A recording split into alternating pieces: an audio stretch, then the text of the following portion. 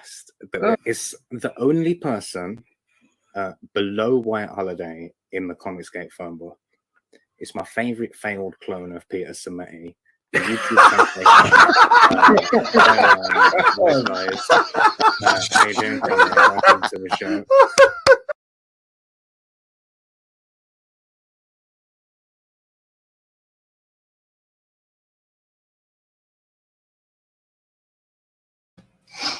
Hello, hello, hello. Welcome to WyzGyz Entertainment. This is your host, Wyman. We are joined today by our very special guest, Jerry Unbound Evermatter. How's it going? It's going good, Wyman. Thank you for having me on. I'm glad to be here. Glad to talk about the book tonight, and I appreciate it. Oh, my pleasure. Thanks for coming on the show. I greatly appreciate it. Oh, yeah, no problem. And appreciate your time on your busy schedule. So, as a new person who's new to the channel, I like to do this thing where we explore your quote-unquote origin story. Okay. And so would you do the honors and share what it was like growing up, what you were into, whether it be cartoons, comics, movies, toys, and what were the key moments or landmarks through your life and career that led you to eventually producing your own crowdfunded book? Okay, so I guess I could start by saying that, when I was very young, my dad had a super disc. I don't know if you know what they're called. Is that before Laserdisc? It was similar to Laserdisc, but it was a disc about that big, and it went into a machine, and it was and he had the original Superman with Christopher Reeves, and he had Star Wars on that. And that's the only two movies we had. Now I'm like 6 years old at this point, and that's the only two movies that we had on this machine. I think he picked it up like at a flea market or something like that. And so it was Superman and Star Wars, Superman and Star Wars. If I wasn't watching Star Wars, I was watching Superman, because we live way out in the country. We had like an antenna, we'd pick up a few channels of snow, and you'd have to go outside try to adjust the antenna, stand on the back, on the back porch and reach way out so you didn't have to get your feet wet in the grass or whatever to try to turn the antenna to get the get a signal. So most of the time, if I was watching something, it was going to be one of those two movies, and that's before Empire Strikes Back, Return of the Jedi. Because it wasn't before, but it was before we got a version of it, because we didn't go to the movies and stuff like that. But anyway, that's where I guess where it all started, and then. Growing up in the 80s, we had the ETs, and I was a movie guy, I guess, and we had the ETs, and we had movies like Stand By Me, which was not comic related, but it's a good movie, and it's kind of where I learned to cuss, I guess. And then because those kids cussed, man. Did that also inspire you to look around for dead bodies? We had a lot of, I lived in the country, so we had a lot of adventures. Me and my brother got lost in the woods one time. Yeah, we didn't know where we was. We got turned around, and you couldn't tell which way to go. And we thought we was going the right direction. We came out on some odd road. They didn't have the neighborhood out looking for us. But anyway, we survived. Survived our childhood. We was mean to each other, man. But we anyway.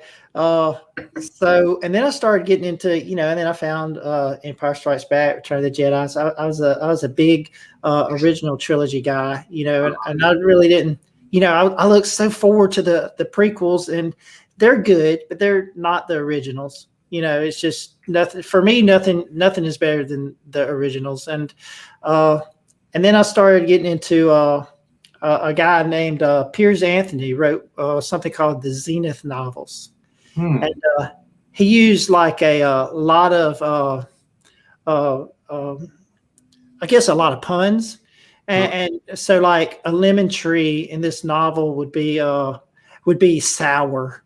to the world. It'd have like it would be it'd be animated, but it would be sour because it was a lemon tree. And then I started reading, and my mom got me into those, and that's when I first really started reading in general, because schoolwork and nobody wanted to read what they were issuing there, but this guy really captured my imagination, and he had a way of writing that was just kind of comedic, and that's where I picked up a lot of where I really fell in love with reading, and of course read the Harry Potter novels, but so as a kid though, it was really just movies, and like I said, you had Krull, you had Krull. you had the Titans. I forgot the correct name. Clash of the Titans. Yeah, you had those movies like that, and then you had of course Conan, the Barbarian, and just I just fell in love with those kind of movies, and then I realized, I could start drawing these things. My dad got me a VIC 20. I don't know if you know what that is, but it's an old computer. It was like a Commodore 64, but it was like an off brand. So right. I got a VIC 20, and I realized that I could start. I could make these games where, these text adventure games. Do you go left or right? And if it's right, then you have to work. Yeah. And then it was a programming language called BASIC, and I had this book, that came with it, and it taught me. But the thing is, this is a cool fact. To save the game, it had like a cassette disc. Yeah. So you'd have to put the cassette disc in, and then whenever you got ready to run your program, you'd have to literally rewind it. So, and I was working with old technology at the time. At the time, so it was something. But what a trip! But go ahead. Yeah, I was just going to add that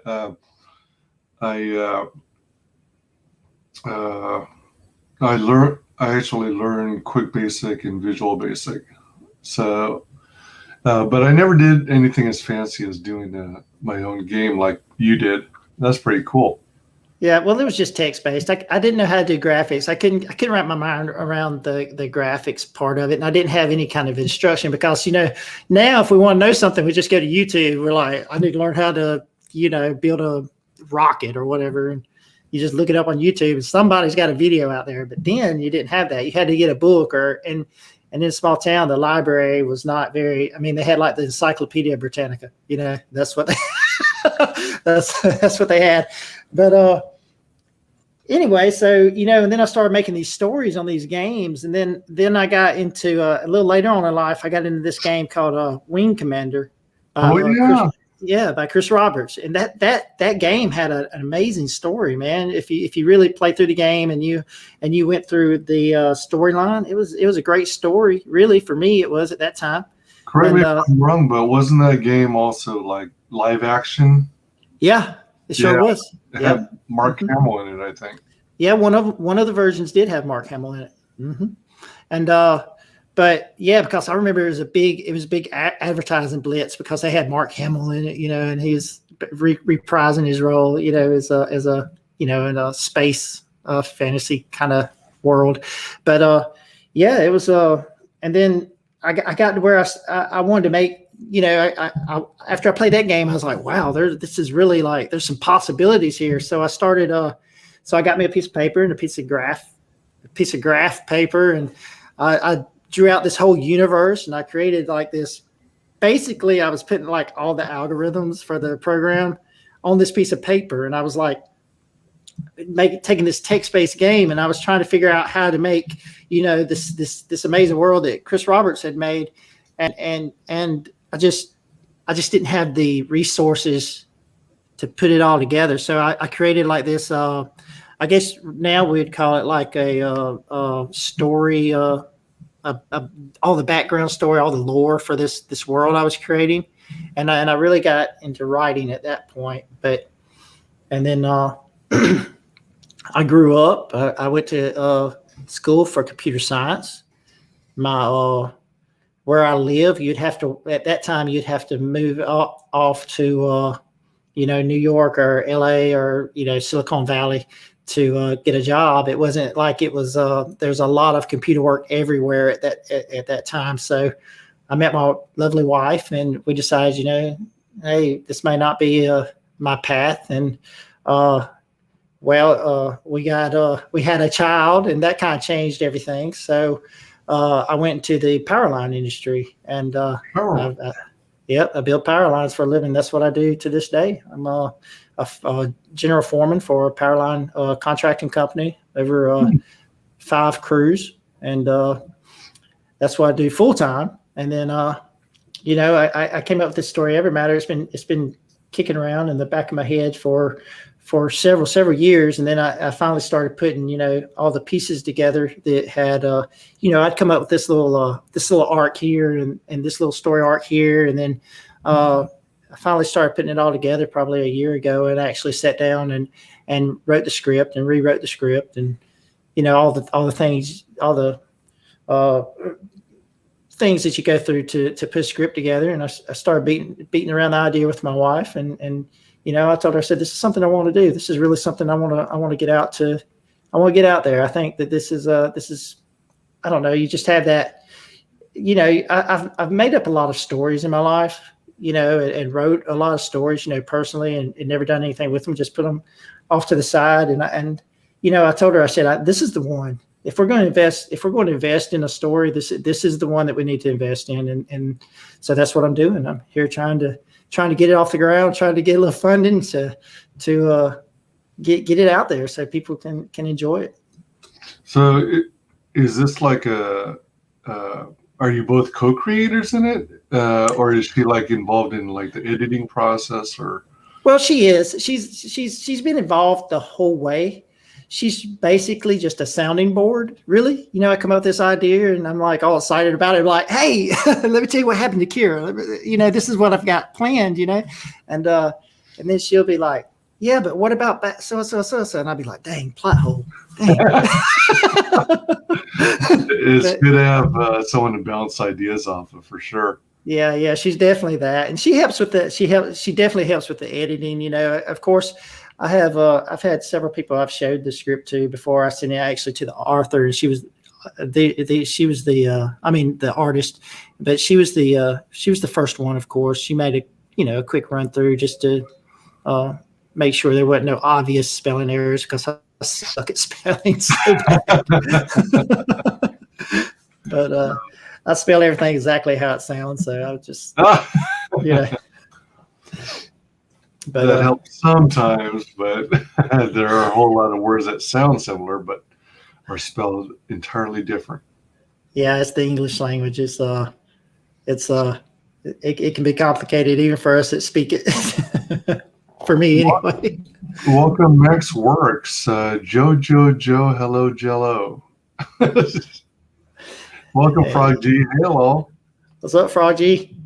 How's it going, guys? Thanks for coming. Wing Commander games were great, but I don't understand why they shaved the damn cats in the Hollywood movie. What a shit show. Oh, yeah, the movie. I was so disappointed, man. Max Works. I was so looking forward to the movie at that time, and I was like, there's a Wing Commander movie coming out. I got to go see it. And, man, it was like just the acting was so... I don't want to like. I love Chris Roberts and everything. He's got a new game coming out called Star Citizen. I've actually got it, but anyway, the movie was just like, come on, man, you need a redo on that. You needed an editor or some consulting or something. Something went wrong, budget or something. I mean, from what I remember, the video game cutscenes were at least pretty decent. Yeah, of telling the story that. I don't remember ever watching the actual movie though.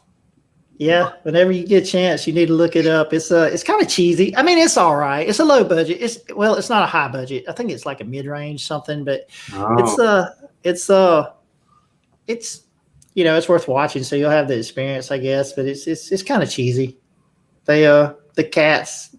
The cats. You know, the Kilrathi. I think that's what their name were. They were the Kilrathi, and they were they just didn't come off as realistic at all whatsoever, even at that time.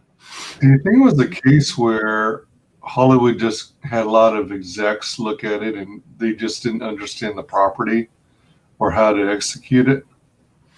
I think it may have been a case of, you know, it was so advanced. Like if you played the video games, I think they just didn't have the technology to do what they were trying to do, you know.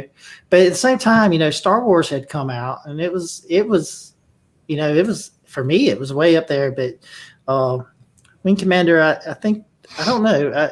I think like Max says down there, he says, you know, they used like the cool kids at that time, and it was just, I think it was a lot of things. I think it was maybe some inexperience with movie making, you know, going from games to movies. Yeah. You know, it's hindsight now, but Welcome, Belzet. When you saw the original Star Wars trilogy, did you get to see it in the theaters? No, I didn't. Oh, okay. I sure didn't. We didn't have everything that we got. We were, you know, my dad left when I was a kid. And my mom was raising us, you know, and when I was 6 or 7, maybe 8 years old, you know, is when my dad left, and we didn't have any money. So if we got what we got to see, it was like it would be on VHS or you know, at somebody's house or something like that. It wasn't, you know, we didn't go to the theater very often or do stuff like that much. I mean, that sounds like a sad tale, but you know, come out stronger. Oh yeah. The technology was there, just not the production value, hence the money for it. Shame.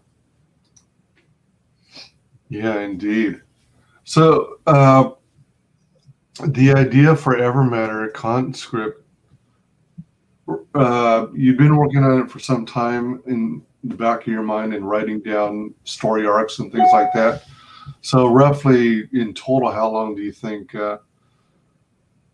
it took to put the story together?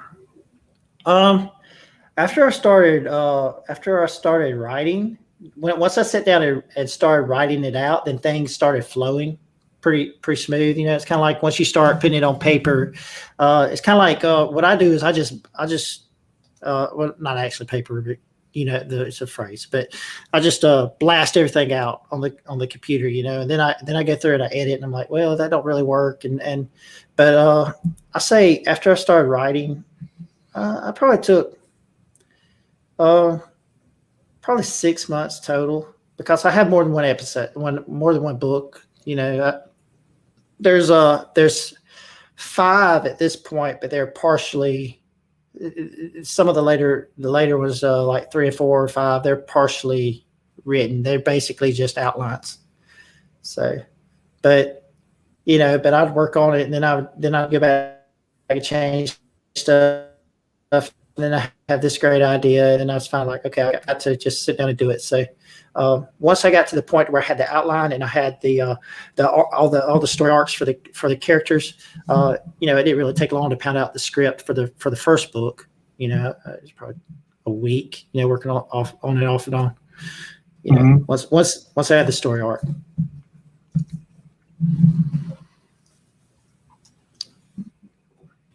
Now, on this project, would it be accurate to say that you're the creator, the storyteller, the writer?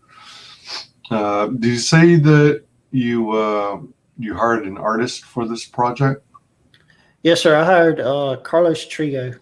That's at Carlos Trigo on Twitter, and I was really looking. You know, I like the style of art from Clone Wars. Okay, all right. Yeah, so I was kind of looking for something in that similar style, and when I saw Carlos, his art style and that animated kind of look and feel, you know, I was like, yeah, this is the guy. And I found him on a forum, and I contacted him. Where did you find him? On a forum.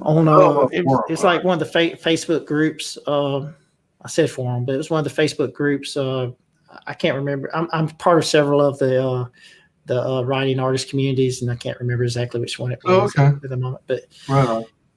But yeah, I saw his art style, and he's like, "Hey, I'm done with this book, and I'm looking for work." And I snagged him up. I was like, "Hey, man, I need somebody. What's your page rate?" And everything worked out, and he was able to work with me, and we took our time doing it because of budget restraints. I wanted to make sure that the at this point all of the art for the first book is done, the cover's done. So I wanted to make sure that I had. I didn't want to. I was watching some of these campaigns, and I was watching some of them take forever to fill, and I didn't want to be that guy. So I want to make sure I had everything done and ready because I knew it was going to be a series, so that I could go into the second book as soon as the first book funded. In other words, I want to be able to. I gave myself plenty of time. I gave myself since all the art and everything's done. I gave myself till August. I gave myself to August to get the book printed, pre-press printed, and Eric Weathers is working on the lettering right now. He's got all the files working on the letterings right now. So I want to give myself plenty of time, but I'm under the impression that maybe I'm over-promising, and I'm going. I mean, how do you say it? I'm over-promising and under-promising and over-delivering. Yeah.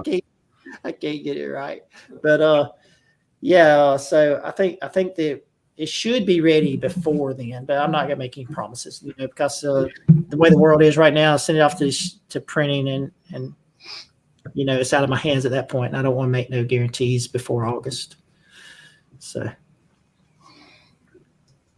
but so what I'm looking to do is get enough money to get this book printed.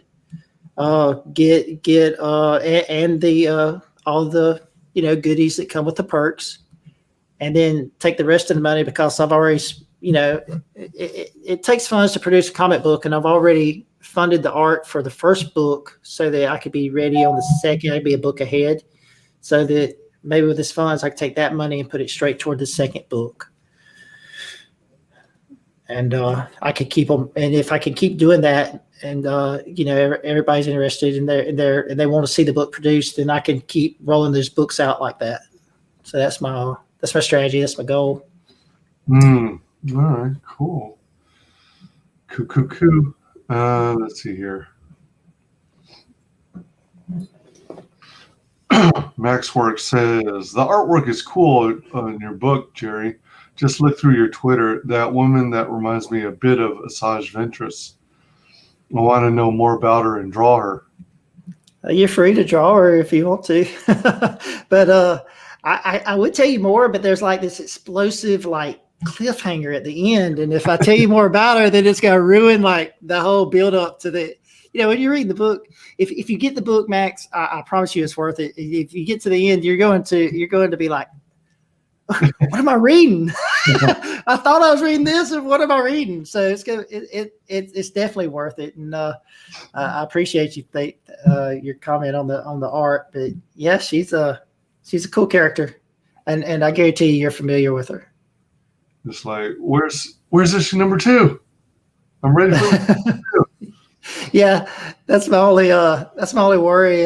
Shay was saying something the other night on stream about I hate it when a book just ends, and I think there's a full story arc there, but there is this cliffhanger, and she's like, I hate it when a book just ends, and she's like, I just want to finish the story, and I'm like, man, I'm thinking to myself, I'm like, well, there is a cliffhanger. So,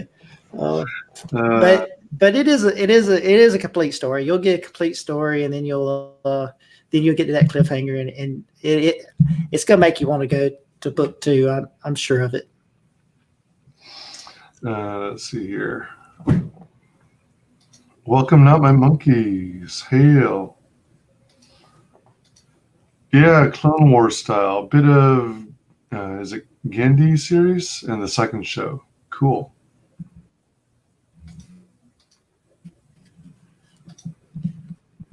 Back. I had to say hi to Dart.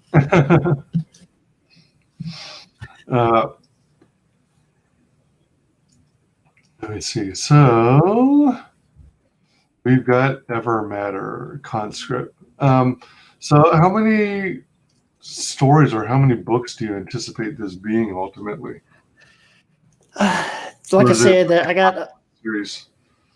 I've got 2 books. I got 2 of the books written. I have 3, 4, 5 are in like outline, kind of maybe just a little. I guess it'd be a little more than an outline, and but it can go on past that. But it's according, if it plays out, it's hard to predict. Out 6, 7, 8 books. I've got like tons of lore and tons of story that I could tell, but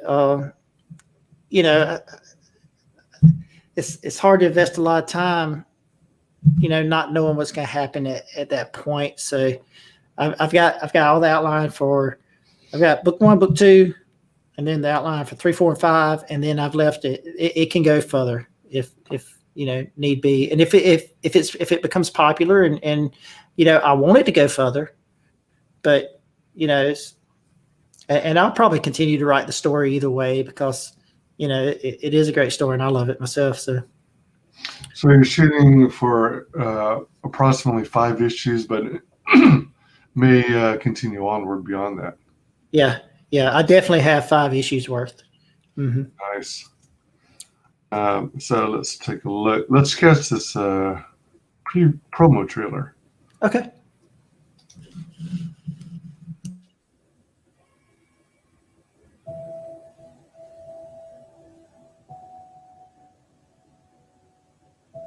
The Council of Binds has grown arrogant. The power and wisdom of the Tuatha has gone unchallenged for millennia.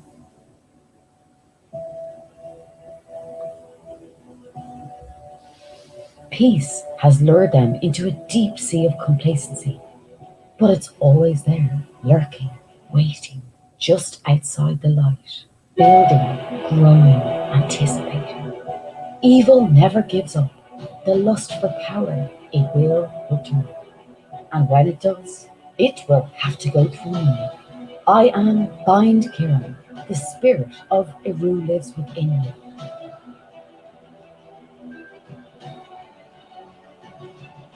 I watched Balor fall to the hand of Lu as my world was destroyed. I fight for the Council of Binds. I fight for the Tuatha. I fight for what remains my world. I fight for my people. But most of all, I fight for revenge.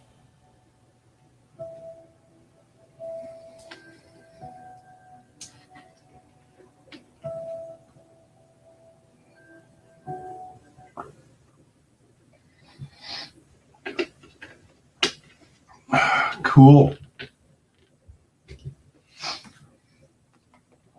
Wow, looks good. Let me see here.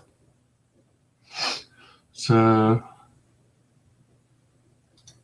thanks for dropping the links. Back this bad boy now. Wow, so many books already planned. Amazing. Welcome, Gasparius. Gremlin has entered the chat. Nice Irish accent. Uh-oh, you're muted.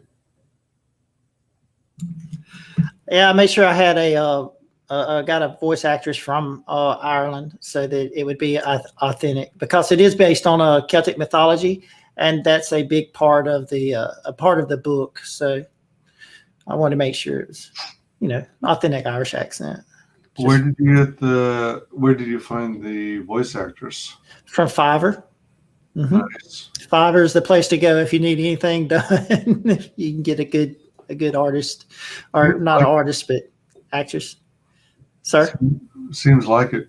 Did you make the trailer yourself? Yeah, I did. I used a template for Photoshop. What is it called? Photoshop Elements, I think. Mm-hmm. But I made it. It's basically a template. You plug in the pictures, and it's kind of lays it out for you. So it's not as technical, but it gets a little. There is a little bit of a learning curve there. So it probably took me, 6 hours, 7 hours. Once I got to play with the program a little bit. It got quite fancy in areas with all these transitions and like a burning effect. Yeah. On the images, so that's pretty cool. Yeah, it was very cool. Very cool. But I got it's a template. It saved me a little time, on that, and I didn't know how to do I'm not graphic. Like I told you, I couldn't wrap my mind around the graphic part of the game, so it's just. But yeah, it's go ahead. Came out good though. Yeah, it came out really good, I think. Mm-hmm. Yeah, and only 1:35, so that's good. Yeah. Not too long, not too short. Mm-hmm. And I bought the music, so it'd be copyright free for streams. Oh, cool. Yeah. Better. Evermatter is a 32-page full-color comic, first chapter in the Evermatter series. So I know we saw the trailer, but what would your elevator speech be for this book? Okay, so I guess the elevator speech would be a young girl finds that she's in possession of the most valuable piece of the most valuable item in the universe, Evermatter. And let me mute that. But a young girl finds that she's in possession of the most valuable. A young girl finds that she's in possession of the most valuable substance in the universe, which is Evermatter. And if you could bind your life force to a crystal and you'd live forever, would you? Mm-hmm. If it gave you power, would you? Would you kill for it? Would you fight for it? And so those are a lot of questions that are kind of touched on in the book. And this young girl is given this piece of Evermatter, or she finds herself in possession of a piece of Evermatter, and all of a sudden these things start happening, and these Fomorians they start trying to kill her and trying to get that piece of Evermatter, because that's exactly what it is. It's the first matter that ever existed, and there's this council of binds, and they rule over the universe, and they are part of the Tooth de Danann, which is a pantheon of Celtic gods, and they've ruled in peace. And this ancient enemy has resurfaced, and now all of these things start to happen. And this young girl finds out that she's more than anyone thought that she was. So, and I could go into some background if you'd like me to, or yeah, by all means, sure. Okay, so in the trailer we saw Kira. We heard her talking about the battle between Lu and Balor and how her world was destroyed. So in Celtic mythology, there's this pantheon of gods, and there's the Tooth de Danann, and there's the Fomorians, and basically it's like the light and the dark. And of course, there's some gray areas in between, just like just like Greek mythology or whatever. This one might have a child with this one, and it breaks off into generations. But so Lu was like a warrior god, and he was most like Thor, to the Celts, and he had a bow that he didn't miss with. And then Balor was a Fomorian god.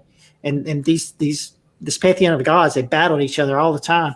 And Balor had an eye, and whatever that eye would shine on, or whatever he would look at, it would be destroyed.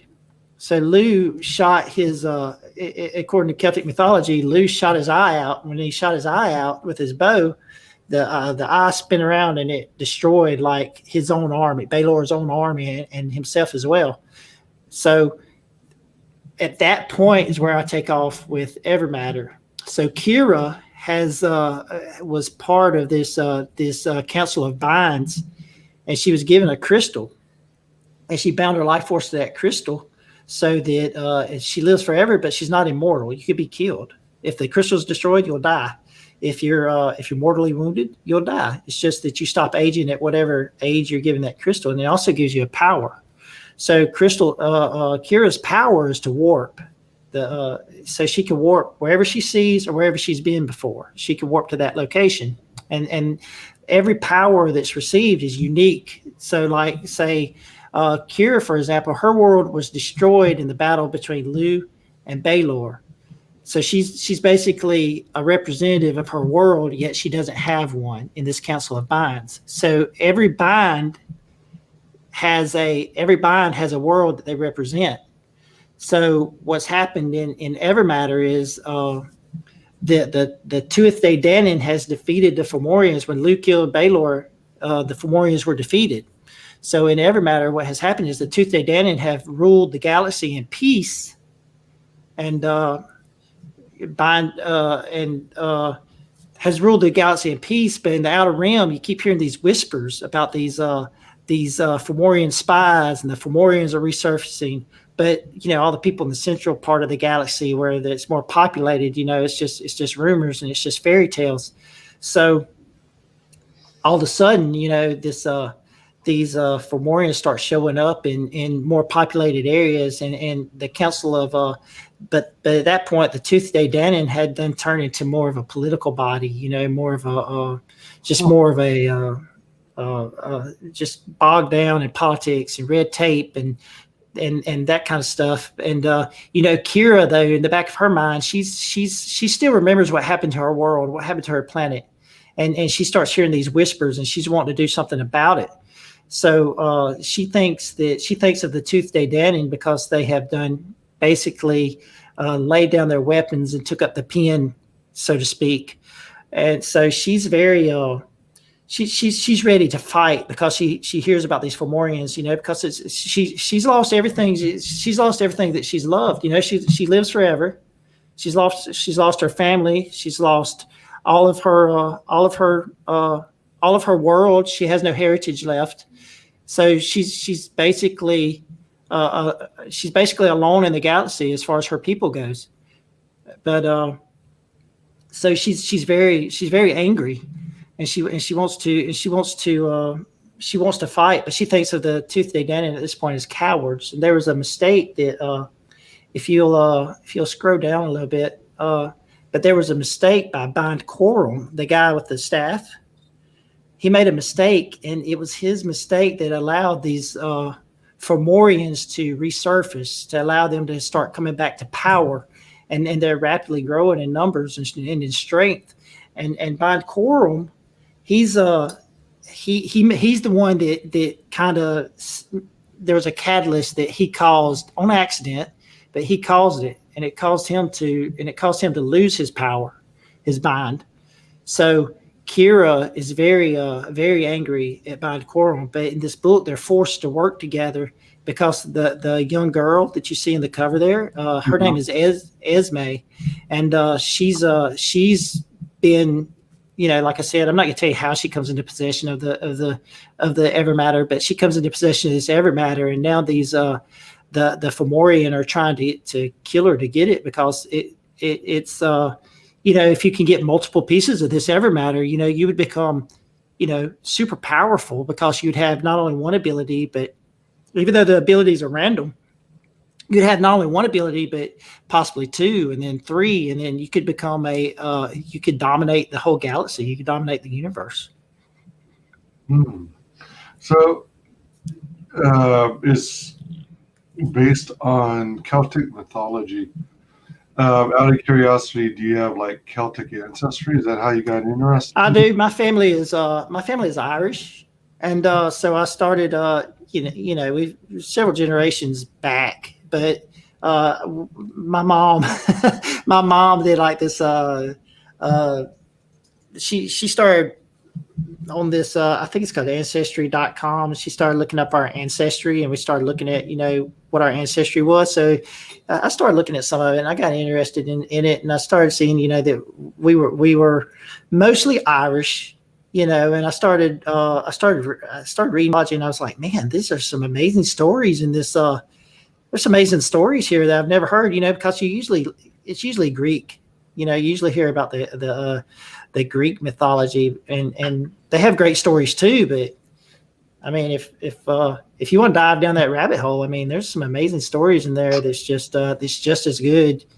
It was just very interesting to me, and that's what kind of kicked off the the Celtic mythology thing. And when I started learning about the Tooth Day Danann and the Fomorians and their battles, and their weapons, like the Dagda, he has a staff, a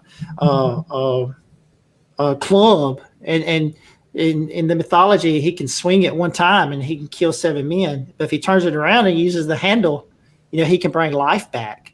So it's a lot of things like that in there that I was just like, wow, man, this is a lot of for me, it was a lot of unexplored territory. And I was like, it's just one of those stories that just it's like finding something you've never seen before, and you're like, wow, this is interesting. For sure. So that's where I was at on it. Oh, Gary there. Gary's based on the gray aliens. So his people are they're infatuated with humans. So it's just natural for them to be infatuated with humans. So they get old broadcast from like Earth. They pick them up on their stations and everything. And he fancies himself Maverick from Top Gun because he's the best pilot in the galaxy. And until somebody proves him wrong, he's going to continue to think he's the best pilot in the galaxy. Yeah.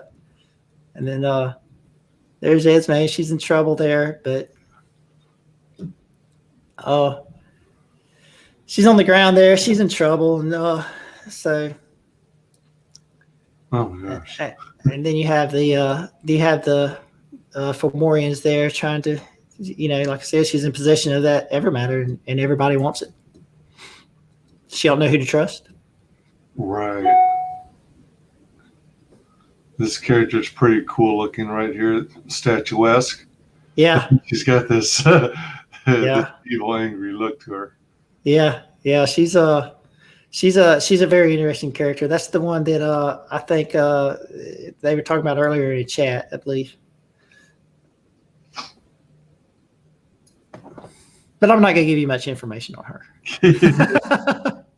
Excellent. Features. 32-page full color comic, limited edition white cover. Now, what does it mean by white cover?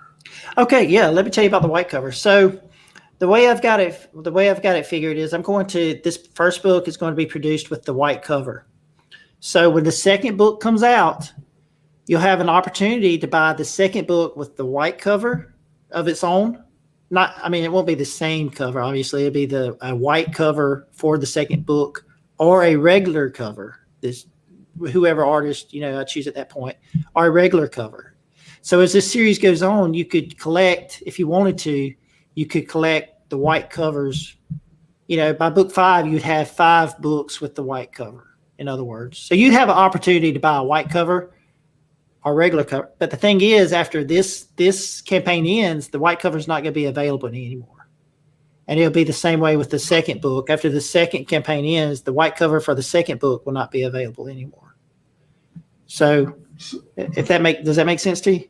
So the white cover means that the background is white as opposed to having some kind of it's just a limited. It's this cover that you see here, but it's just limited to this campaign.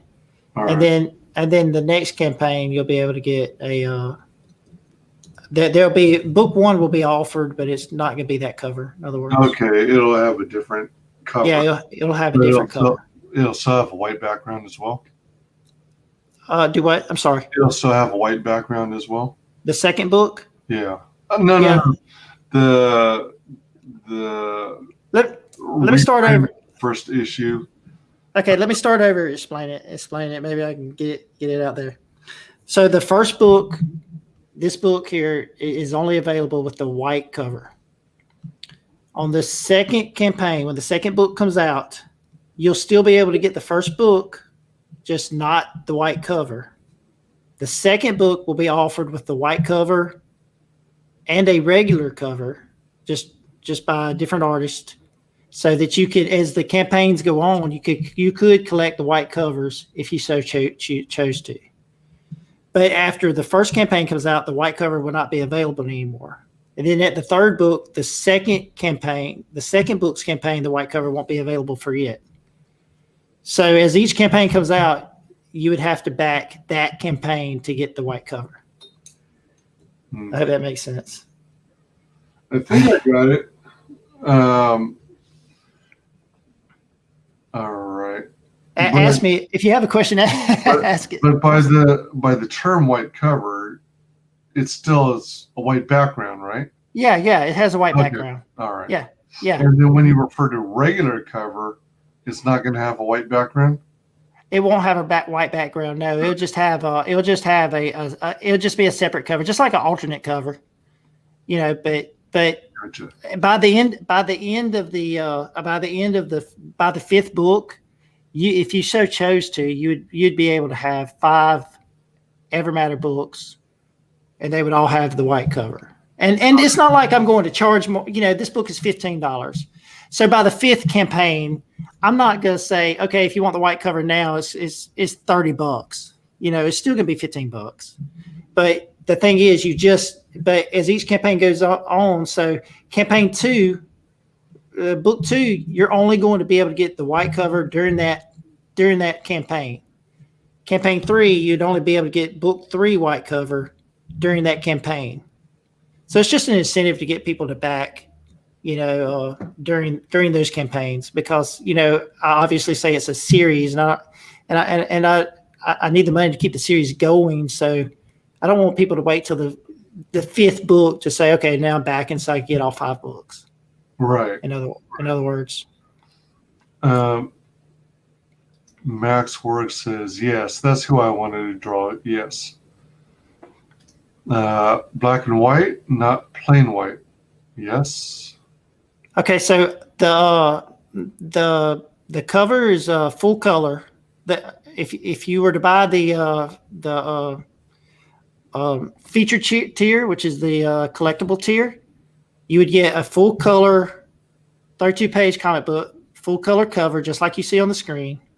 You would get the artist edition, which is just the black and white inks, no lettering or anything. And then you would get the 11x17 print of Gary by Carlos Trigo. I think I made it more confusing than I should have. Maybe I'm just dumb, but I think I'm getting it now. I think it's sinking in. Hey, Dillard draws. Why take a chance? Back it today. Welcome, Dillard. What about a brown cover for us Mexicans? It might be something in the future we can do. I was thinking, honestly, I'm into the Beatles, and I thought, the Beatles White Album, and I'm thinking, it would be cool to have like a whole series of white covers that you've collected, so that's where that idea came from. Okay, all right. But all the interiors are color, right? All the interiors are color. Yep. Mm-hmm. 32-page. Oh, go ahead. Sorry. It's 32-page full color comic.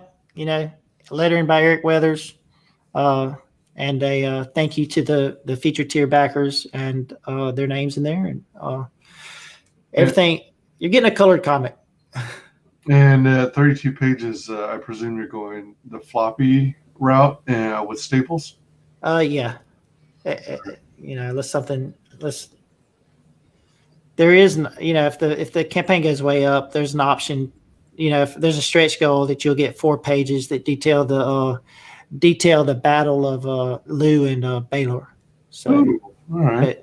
But I put it way on up there. So. And then the artist edition is black and white without any branding. So it's like a virgin cover, basically. Yeah, well, it's no lettering at all inside the book. It's just the inks. No lettering at all inside the. But No lettering at all. It's just you literally just follow the action. yeah. It's just the inks. Oh, wow. All Yeah. right. So you get the actual comic, full color comic, and then you get the artist edition that's just the inks, and then you get the 11x17 color print of Gary. So even if there's like some kind of action that involves sound effects, there won't be any sound effects. There's no lettering. It's just so that you'll have you'll just get to see what the inks look like before the coloring and the lettering and everything goes onto it. Oh, that's interesting. That's different. All right. And of course, the 11x17 full color print. So is that going to be folded or rolled in a tube or? It's going to be folded. Okay. Yep. Because I was going to say, if you're shipping a 32-page floppy, then you probably want to fit it in the dimensions of as small as possible. Like as an example, a Gemini mailer. Yeah, I on the tier it's listed. I am going to ship in the Gemini mailer. All right. Yep. So we got some samples of the interiors. Yeah. And as soon as Eric said, I'm sorry, Go ahead. Yeah, Eric said he might have me some pages by next week or the week after. So as soon as I get some with the lettering, I'll post them as well.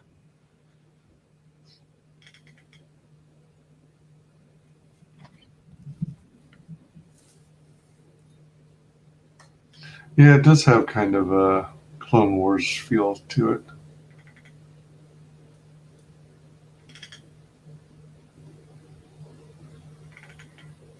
Stretch goals. So at 10K, everyone gets a full 11x17 Kira print by Carlos Trigo.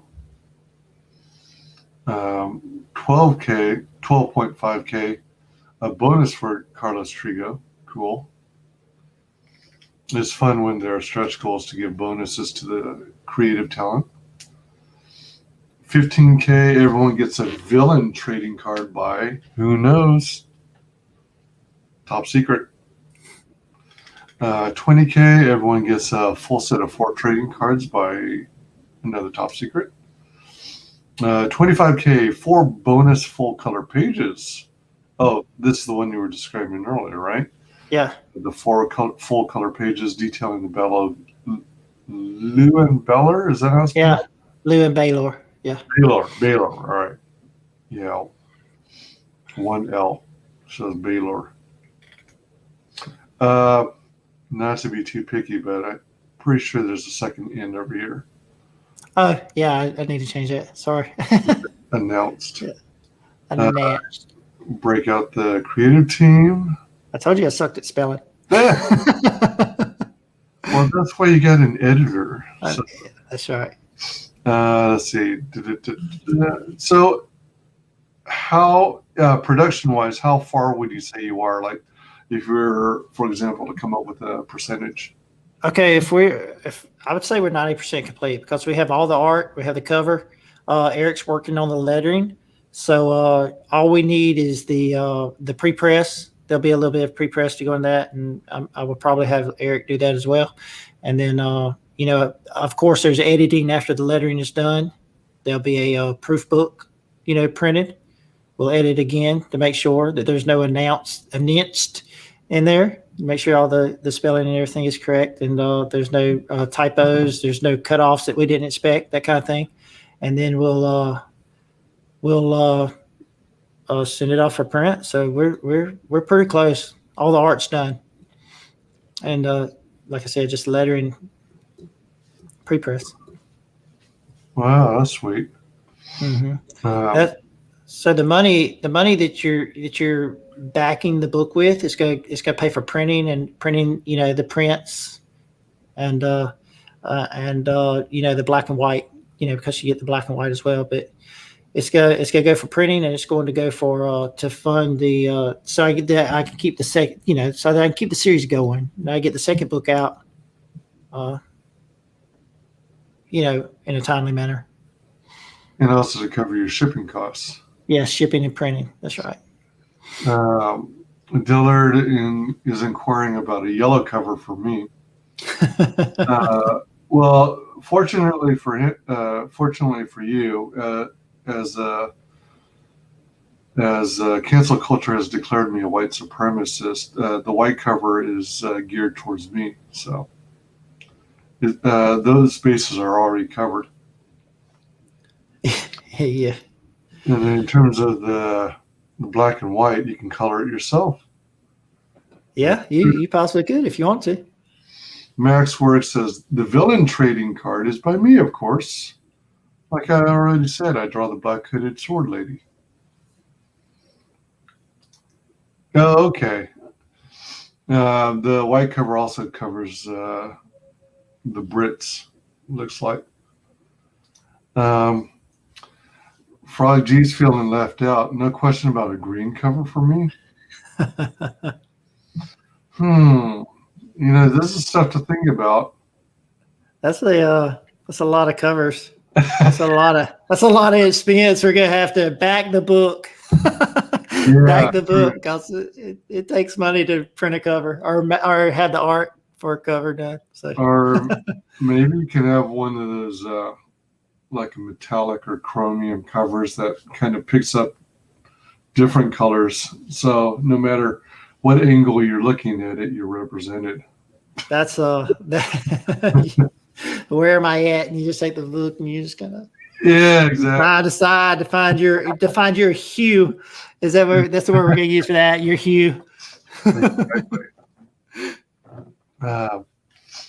So that's looking pretty cool, and I love that you're exploring Celtic mythology. That's pretty cool.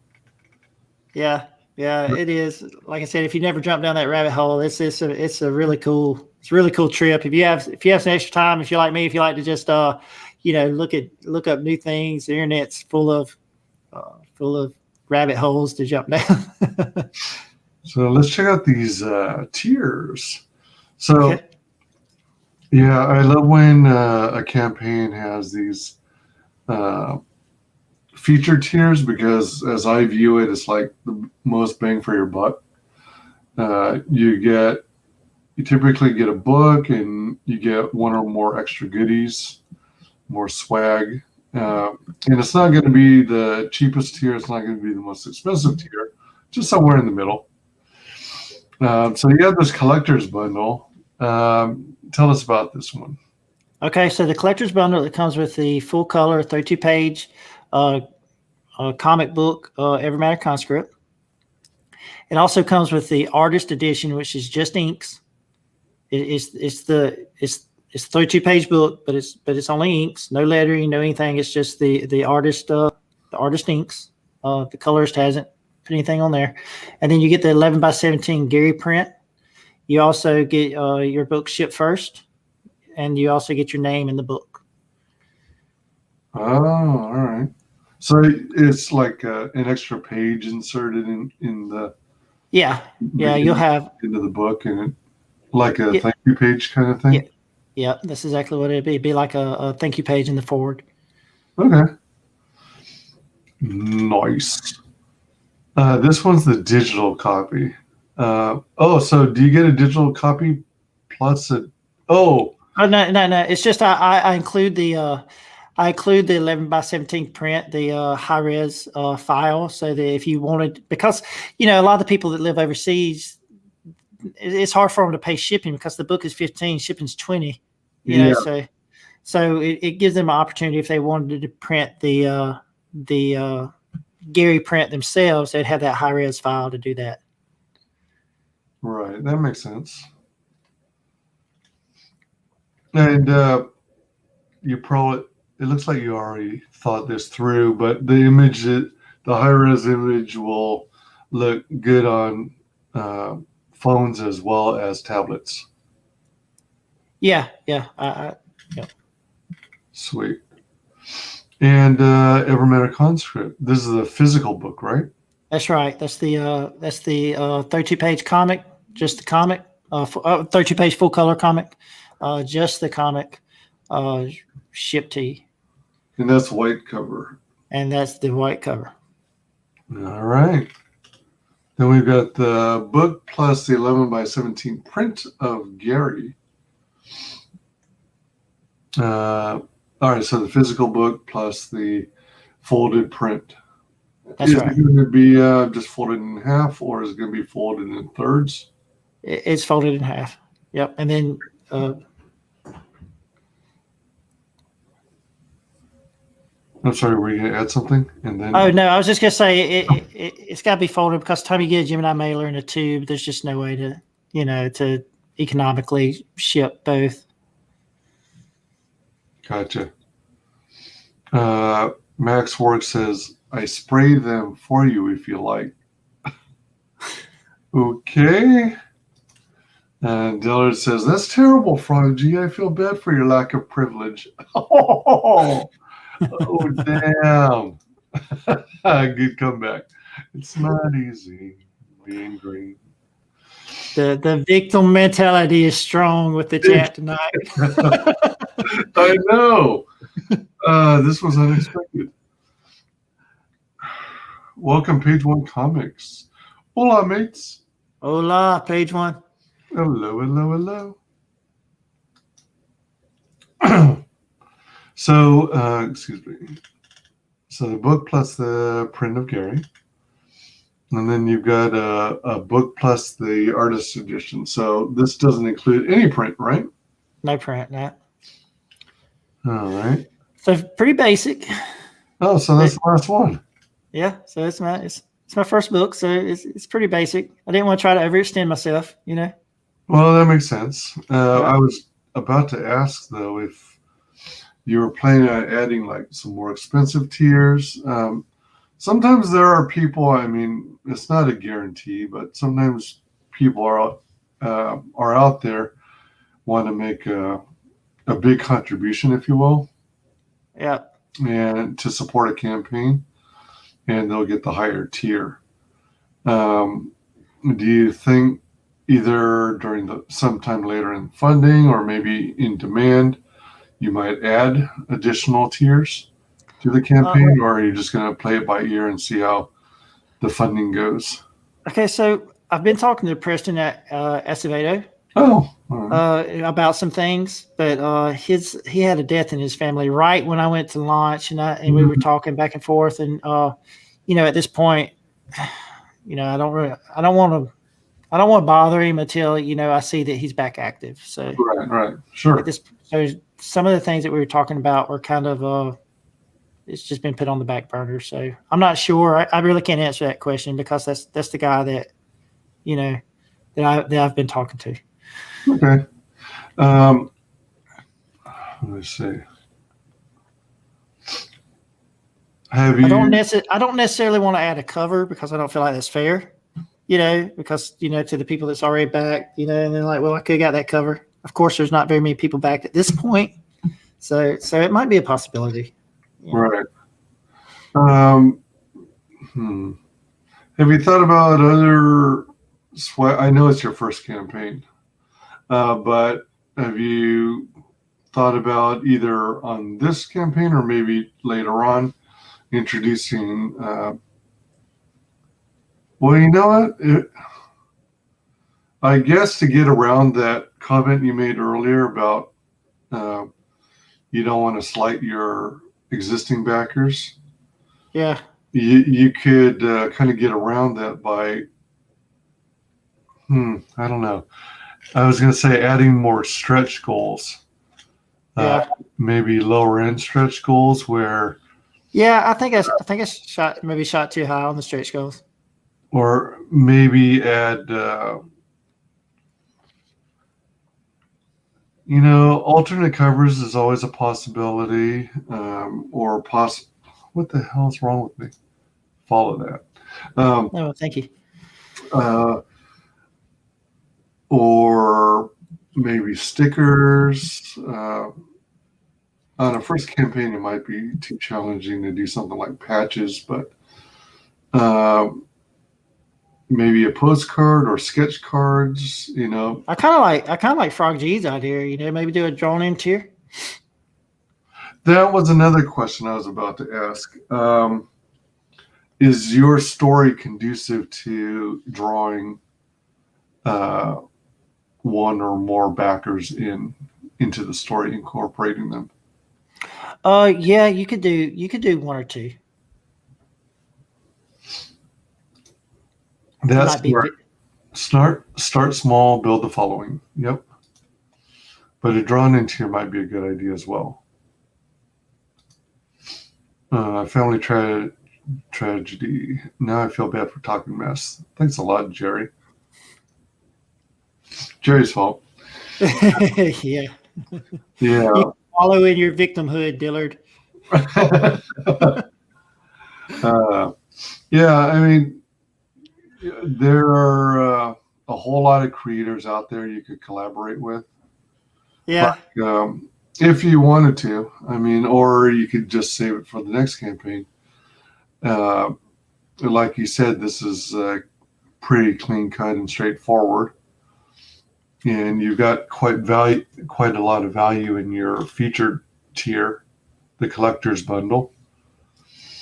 Yeah, it's kind of like I could do a draw-in tier because that wouldn't really add to what I'm having printed, because I want to make sure that I'm able to get the book out, leave all my backers with a good a good feel, so that when the second book comes out, I don't know, I just didn't want to take on too much, on the first campaign. Yeah, it makes sense. But drawn-in tier, it's basically just art. So you could that you have to pay for, of course, but Right. That wouldn't really add to what once it's drawn and it's inserted into the storyline, it wouldn't add to the amount of items that I'm trying to have printed and shipped. So that I think that's the best idea. Right. It's just, if I'm not mistaken, or if I heard you right, I think you said that all the artwork for the book is already done, and you're amazingly just doing fine-tuning, formatting and lettering. Yeah, but if the backers really wanted to, if the backers really wanted, a drawn-in tier, I think that we could make that happen. Okay. I've got a really good artist. I think he could make it happen. There's some areas that it could be added.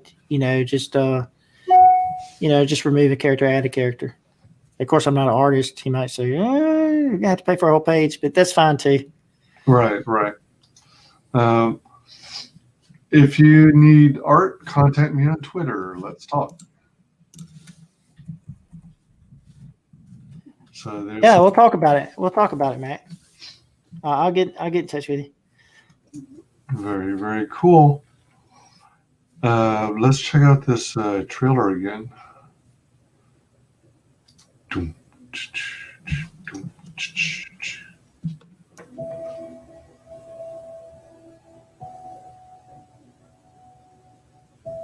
The Council of Binds has grown arrogant.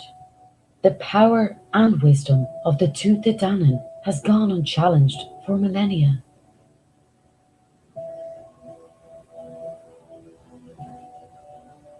Peace has lured them into a deep sea of complacency, but it's always there, lurking, waiting, just outside the light, building, growing, anticipating. Evil never gives up. The lust for power, it will return. And when it does, it will have to go through me.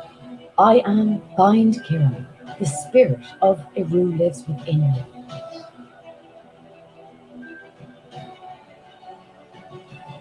I watched Balor fall to the hand of Lu as my world was destroyed. I fight for the Council of Binds. I fight for the Tooth Danann. I fight for what remains my world. I fight for my people. But most of all, I fight for revenge.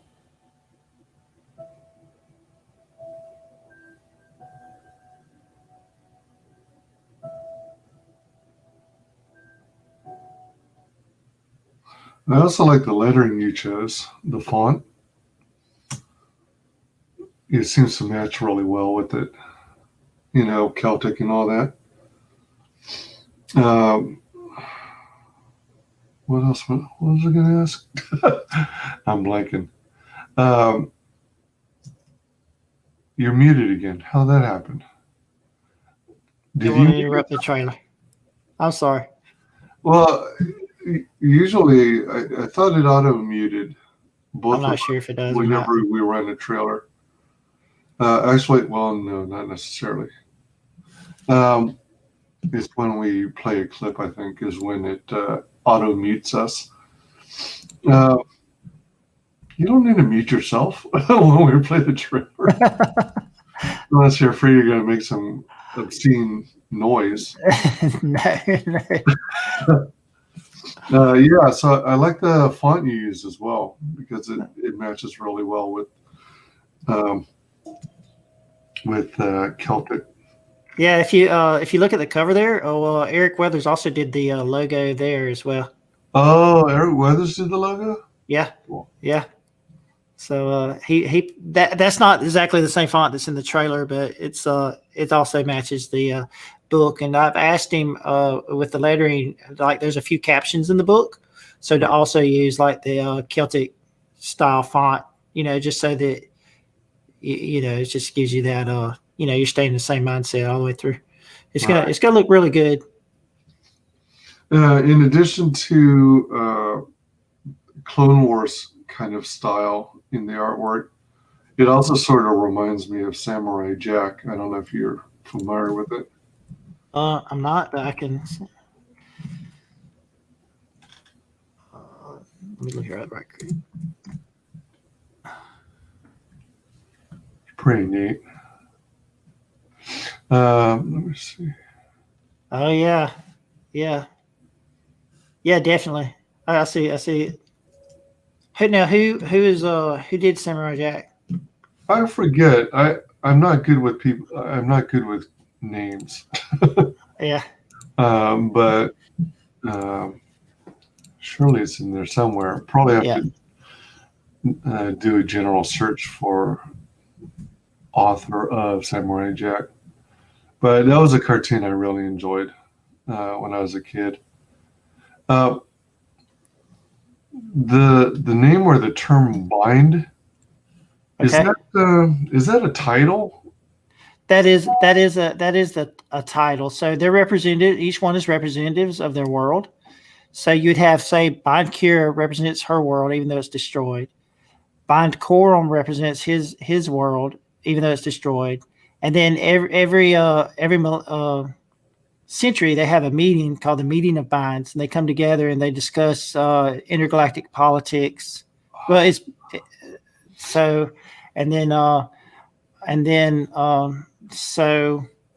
and that's what I was saying earlier. The outer worlds are being attacked by these Fomorians who are there's an uprising going on in the outer worlds, but the binds who represent the center of the galaxy, where it's more populated, they kind of brush it off. And like I said, Bind Kira, she's at the point where because like I said, she lost everything to these enemies, and she wants to fight, but it's kind of like the Tooth Day Dan, and there's just been peace for so long that they think just their very existence, will keep the enemy at bay, but it doesn't. Okay. So it's kind of like maybe Green Lantern. You have all the lanterns representing different worlds, and it's kind of or maybe the Jedi Order, except each Jedi Master maybe represents a world. Right. So something like that. Is your book going to have a lot of galactic politics? It not necessarily. There's a little bit to stage the to stage what's going on at the very beginning. But after that, it's more about Esme and about her possessing this piece of Evermatter and everybody trying, the bad guys, the Fomorians trying to get it and get it from her. It's Gotcha. more about protecting her.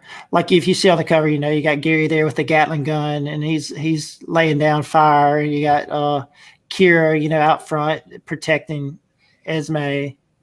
So it's more about, her journey to become a bind than it is about galactic politics. In other words, it's not like a tomb of. I'm telling you a lot of backstory, but a lot of the backstory is just the stage is set. In other words, Right.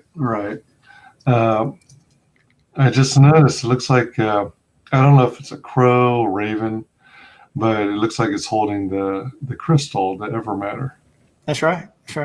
And I love this design, the line work and stuff, and Yes, the detail of the bottom feathers. It's a neat little image there. So check this out. Maxwork says Samurai Jack is made by the same guy who did Clone Wars, Jen Tartakovsky.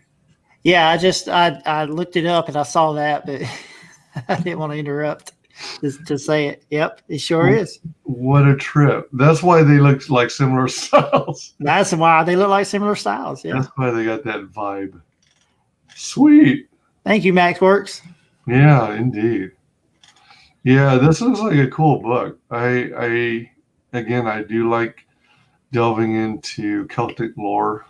I'm into Celtic, Scottish kinds of stuff. Yeah. Yeah, so you are 5% funded so far.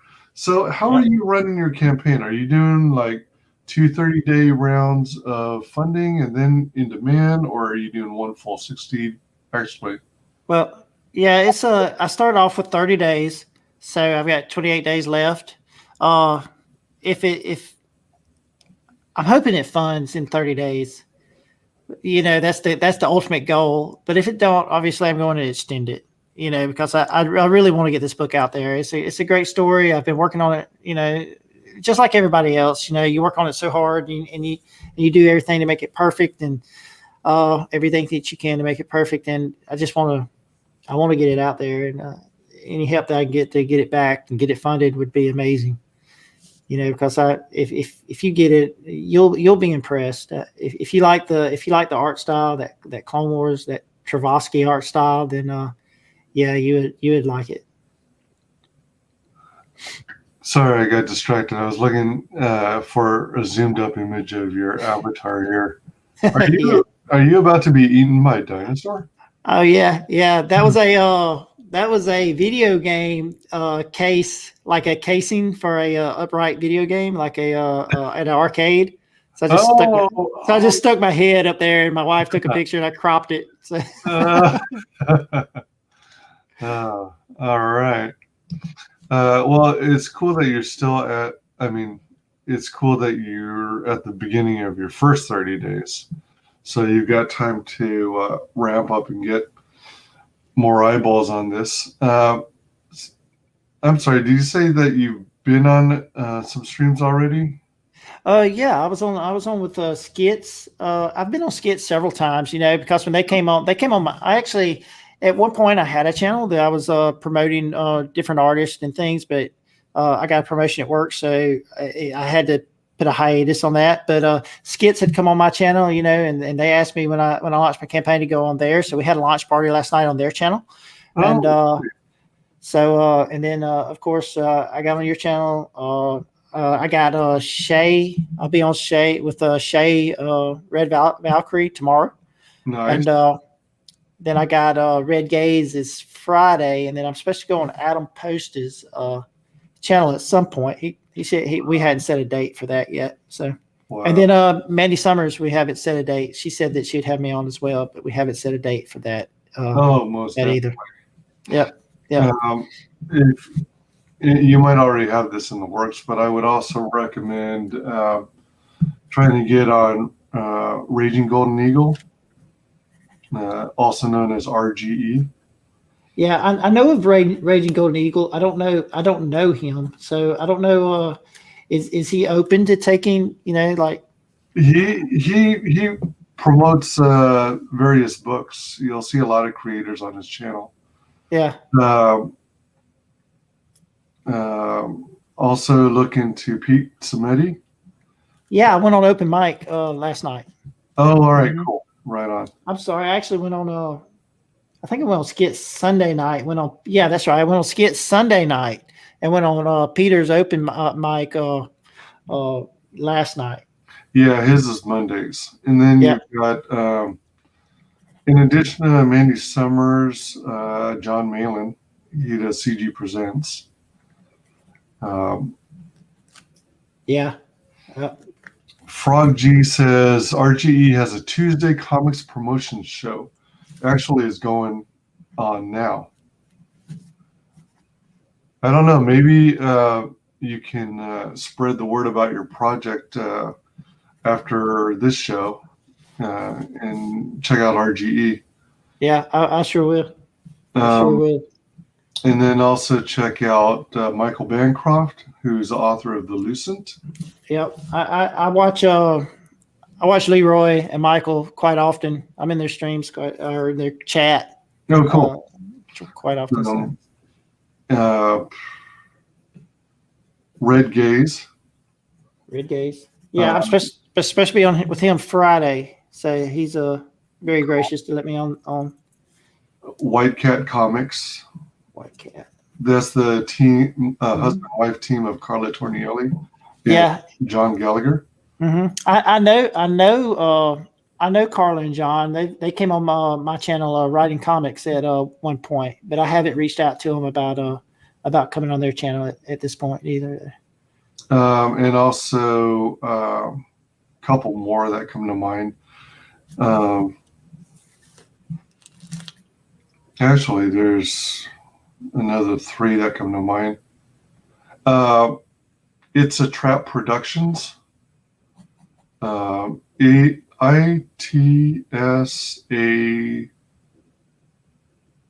I think it's TRAPP Productions. Is a Trap Productions. He's Fandom Menace, but he also promotes comics. Okay. Commie Mark, CLMMI3 Mark. He's in Comicsgate UK. Now, he's the one who I have featured in my intro and outro. And Charlie's London. She's really good too. Yeah, I've seen her on several streams. She's been on several. She's on several shows. She's been on several shows. Yeah. Frog G says maybe Black Rose as well. Appreciate it, Frog G. Oh yeah, Wolverine brings up a good point. With the new baby, I don't think Carla and her husband are quite back to YouTube yet. I could be wrong. Okay, I know they streamed a lot during the day, so but I think it's because of their location. I'm not sure about that. So it was hard for me to catch, because of work.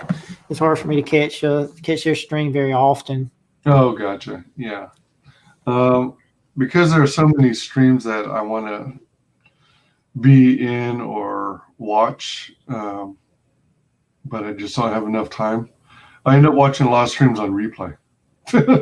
Yeah, that's what I have to do. If I want to see one, if there's somebody that I'm really interested in seeing, then I'll have to, I get home sometimes 4, sometimes 5. It's just according on what's going on that day. So it's just like everybody else. I got to make a living and then watch streams at night. Yeah. Oh, and there's also Piper, aka Fizz Giggity. Is she doing her own stream now? She's building her channel, but she says if you got a project you wanna shill, you'll reach out to her. Okay. See, I didn't know that. And there's a bunch. I could always email you a list or DM you a list. Yeah, that'd be great. People to consider. Yeah. If you don't mind doing that, that would be great. Oh, absolutely. Welcome out of Nui.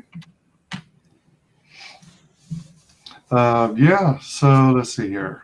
So you're at the beginning of your first 30 days of funding, which is cool. Definitely wishing you success, and I hope I hope to have you on in the future. Yeah. for more visits throughout your campaign. Yeah, I'd love to do that. Right. I've had fun talking about the book. I think I've done a lot of talking about Celtic. I hope I didn't make it seem I hope I didn't make the book seem more political than it is, like adventure. It's a sci-fi fantasy, so I didn't because I've got all this background story in my head. So sometimes I throw a lot of that out there, but it is a sci-fi fantasy adventure in the end. It's a fantasy adventure, I guess. Well, that's cool. Yeah. That's what a lot of people are looking forward to. Yeah. Yeah. Cool. Hey, I'm going to give you the floor here. Would you share with the world how you can be found on social media? Okay. My name is Jerry Brown. You can find me at Jerry Unbound on Twitter. You can find me at Jerry Unbound on YouTube, although that channel's because of work and everyday life, I've had to take a hiatus on that channel. But if you want to go back and watch some old videos of Carla and the Skits team and some people like that, then when they were still running their campaigns, you can go back and look at some of those videos. But right now, I'm in the process of Evermatter. It's a great story. I'm sure you'll find it. I'm sure it's a great value for your money, and I'm sure that you'll find it interesting. So I hope that at some point you find the opportunity to go back. And if you can't back, it would help me out so much if you could just spread the word on social media and help get the news out about the book, because it is a great book, and I guarantee you that when you read the story, you'll be impressed. So, yeah, at Jerry Unbound on Twitter, and if you follow me, I'm sure to follow you back. Fantastic. Oh, there's another one, Don Chin. He's a fun guy. Yeah, so I'll send you a list of my work in progress list. Okay. Okay. Promoters and people you may not have yet reached out to. Yeah, I would appreciate it. Any help I can get to get it out there is so it's a passion project for me. So I want to get it out there to people just so that they can read the story. Yeah, and we want this to succeed and get fully funded.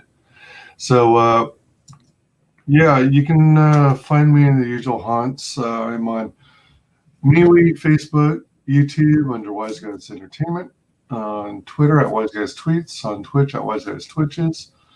If it survives, Parler under WyzGyz Parlers. Please like, comment, and subscribe. Mark the bell for notifications. Drop the what? Oh no, Don Chin's turned into a mushroom. How is that? Wait, I don't. It?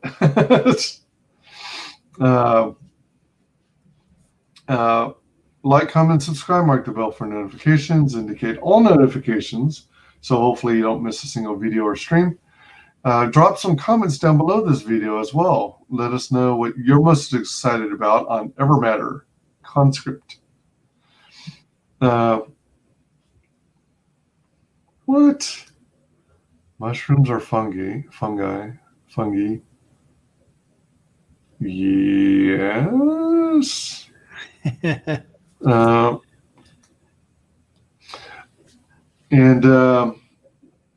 Want to thank everyone in chat. You guys are so cool. I appreciate you. You guys rock. Thank you to everyone who watches this on replay. And very special thanks to Jerry Brown of Unbound. Evermatter. Is Unbound the name of your company then? No, it's just my Twitter handle. At Jerry Unbound. All right. Yep. Mm-hmm. And then Evermatter for the book. It's a pun. Facepalm. Oh man, I am being so dense tonight. Sorry. It's okay. It's getting late. Well, it's only 9:31. But oh man, it feels like I've been up longer than usual. But anywho, thank you to special guest Jerry. Appreciate you coming on. Hope to have you on future shows. Oh yeah, definitely.